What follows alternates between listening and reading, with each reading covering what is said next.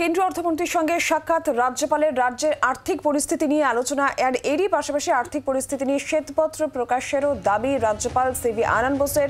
নির্মলা সীতারামনের কাছে যে খবর পাওয়া যাচ্ছে, কেন্দ্রীয় অর্থমন্ত্রীর সঙ্গে সাক্ষাৎ রাজ্যপাল সিভি আনন্দ বোসের, রাজ্যের আর্থিক পরিস্থিতি নিয়ে আলোচনা, একই সঙ্গে আর্থিক অবস্থা নিয়ে শ্বেতপত্র প্রকাশেরও দাবি নির্মলা সীতারামনের কাছে। এই দাবি রাজ্যপাল সিভি আনন্দ বোসের। রাজ্যের আর্থিক অবস্থার রিপোর্ট পাঠানোর দাবি মুখ্যমন্ত্রীর কাছে, রিপোর্ট পাঠানোর দাবি কেন্দ্রীয় অর্থমন্ত্রীর সঙ্গে সাক্ষাৎ রাজ্যপালের।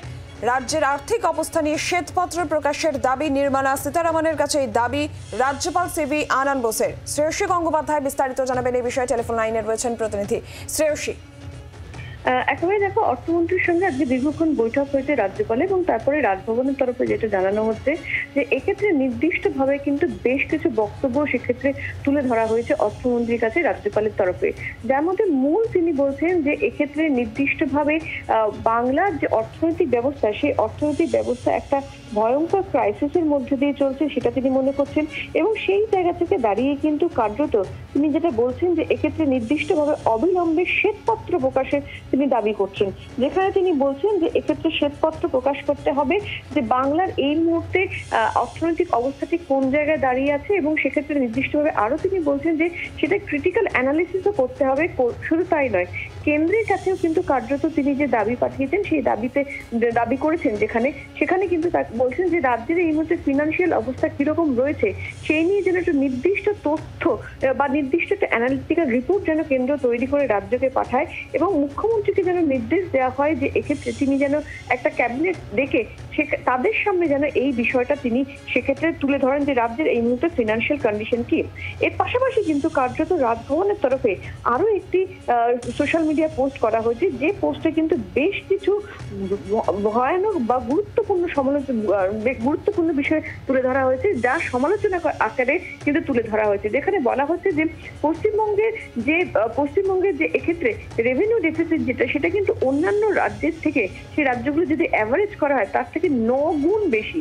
পাশাপাশি এটাও বলা হচ্ছে যে পশ্চিমবঙ্গের থেকে যে খরচ, সেই খরচ কিন্তু পশ্চিমবঙ্গের যে সরকার, সেই সরকারের যে মূল যে খরচা, সেই খরচার ক্ষেত্রে কিন্তু যে বিষয়টা পরিস্থিতি হয়ে দাঁড়িয়েছে তা কিন্তু জনগণের উপরে কিন্তু সেটা বোঝা তৈরি করছে।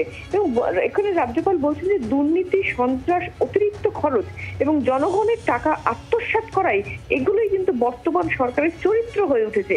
ফলে কার্যত অত্যন্ত কড়া সমালোচনা করা হয়েছে পরে আরেকটি সোশ্যাল মিডিয়া পোস্টে।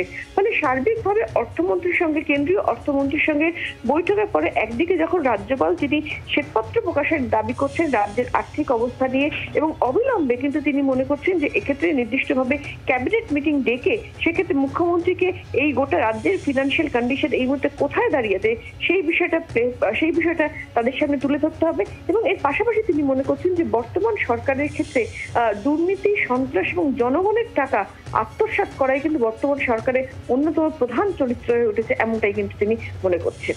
ধন্যবাদ Shreyasi.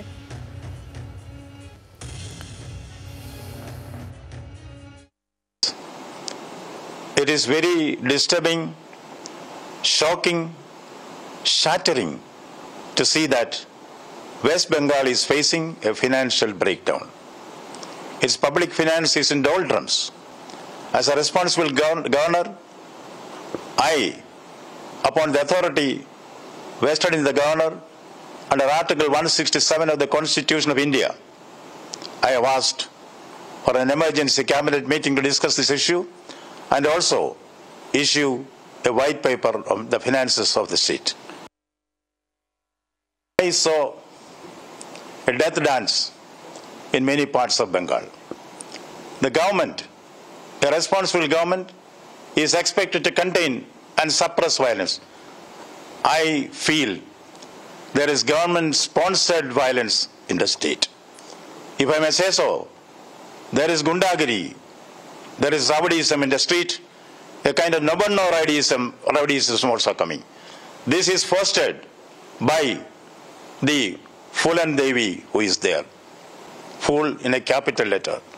Those who are in a fool's paradise should think twice before they act in an unwise manner. I will do my duty.